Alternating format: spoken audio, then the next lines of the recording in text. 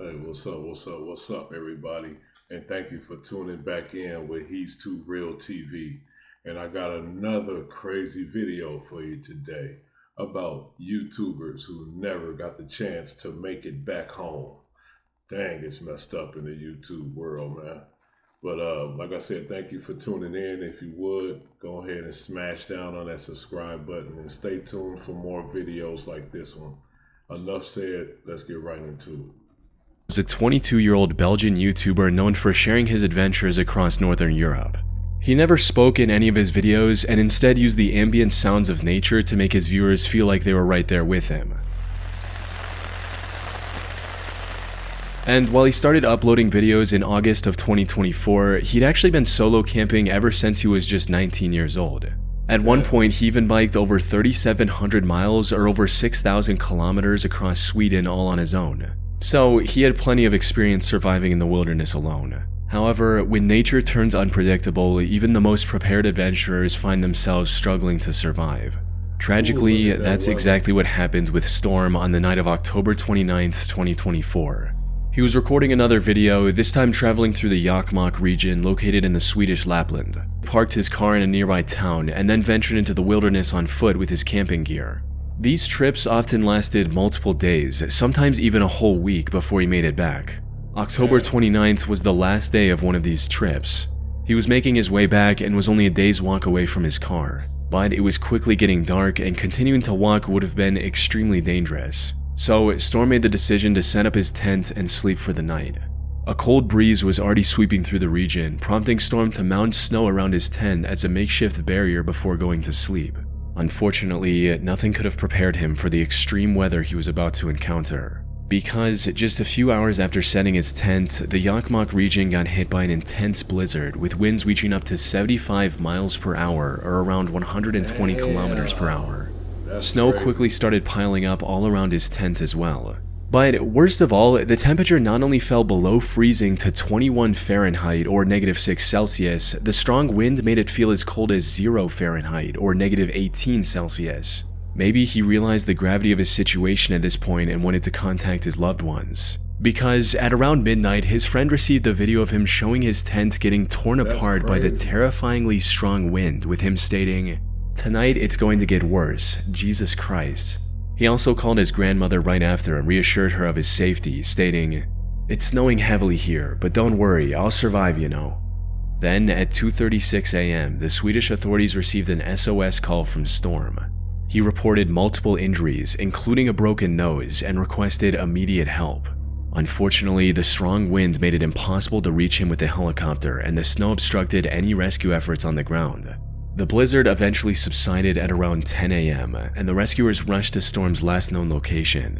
Sadly, by the time they found him, it was already too late. The lower half of his body had turned purple due to the extreme cold, and even the blood on his face from the broken nose was frozen solid.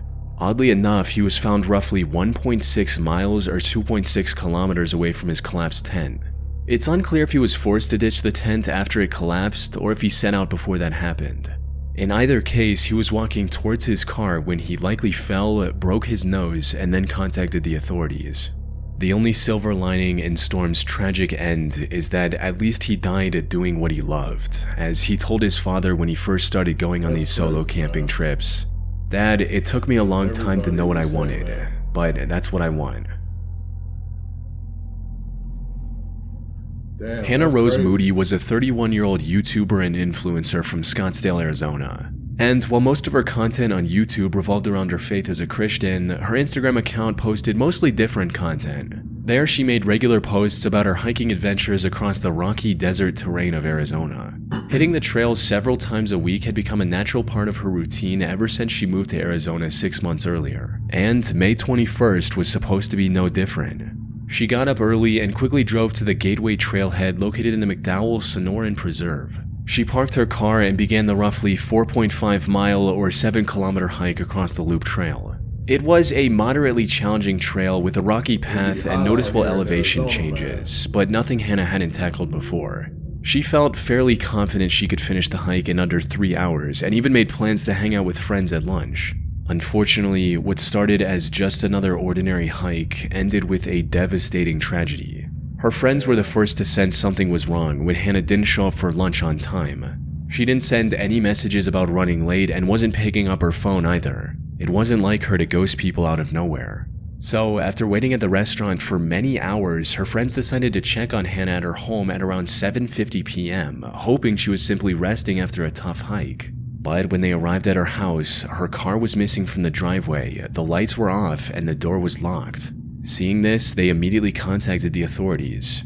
They found her car still parked at the trailhead, and it wasn't long before the search party was looking for Hannah across the Gateway Loop Trail with helicopters, drones, and canines. The search was eventually called off at 11:30 p.m. due to the darkness, and resumed the next morning with even more people partaking in the search. This went on till about 12:05 p.m. when a helicopter pilot made the heartbreaking discovery Hannah's friends and family were dreading all night. Just 600 yards off the trail, rescuers discovered the remains of Hannah Moody lying face down on the desert ground.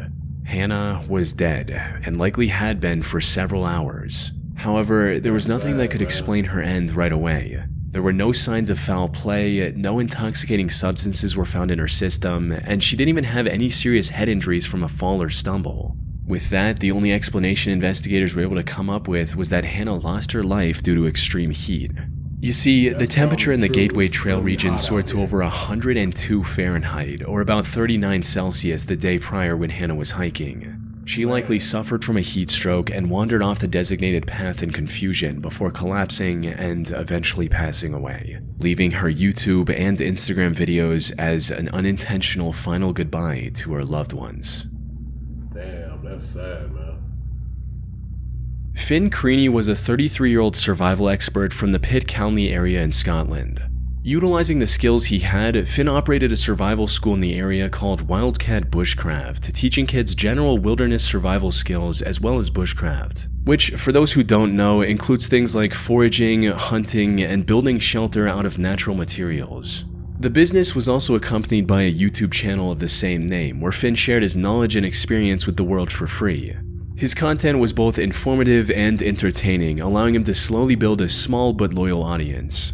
What these viewers didn't realize, however, was that one day, this very channel would also play a role in Finn's tragic end.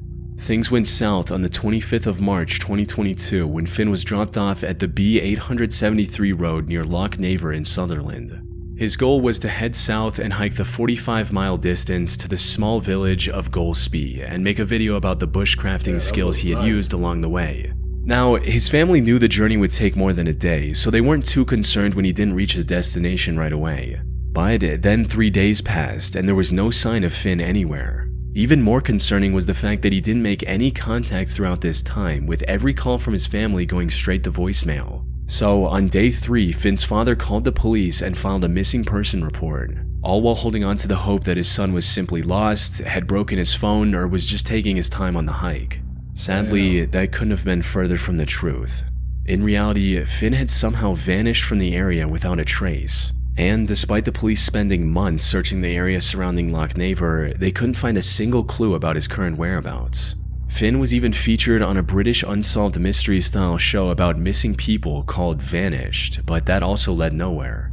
However, even after a year of fruitless searching, his father Mark didn't give up and kept looking for his son on his own. And after 19 months of following the same routine, he finally found the first real clue, Finn's backpack, partially hidden in the bushes along the bank of Loch Naver. While Mark never disclosed exactly what was inside, it gave him and the rest of Finn's family reason to believe that Finn had tried to take a shortcut across the loch and ended up drowning by accident. So, after searching for his body for a few more months, they made the tough decision to stop searching and accept the fact that Finn was truly gone. That said, many on the internet find it hard to believe that Finn actually tried to swim across the Naver and lost control in the process. Many asked why a professional survivalist would make such a rookie mistake, especially when he still had a multiple miles-long journey ahead of him, even if he had somehow made it across the Loch Naver. This doubt has given rise to many alternative theories that attempt to explain his mysterious disappearance. These range from fairly out there speculations like Finn doing this to fake his own death and build a new life, to some truly chilling hypotheticals like Finn going into the loch on purpose to end it all. Unfortunately, there just isn't enough evidence to confirm or deny any of these theories. What exactly happened to Finn remains a mystery to this day.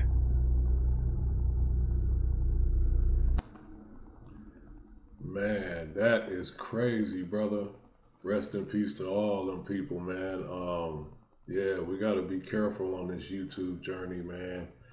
Like I said in the last video, you don't know where it'll take you, man. You gotta be very, very careful. But that's it for today's video. This is He's Too Real TV. Thank you guys for tuning in. I appreciate it if you hit that subscribe button and tune in for more videos like this one.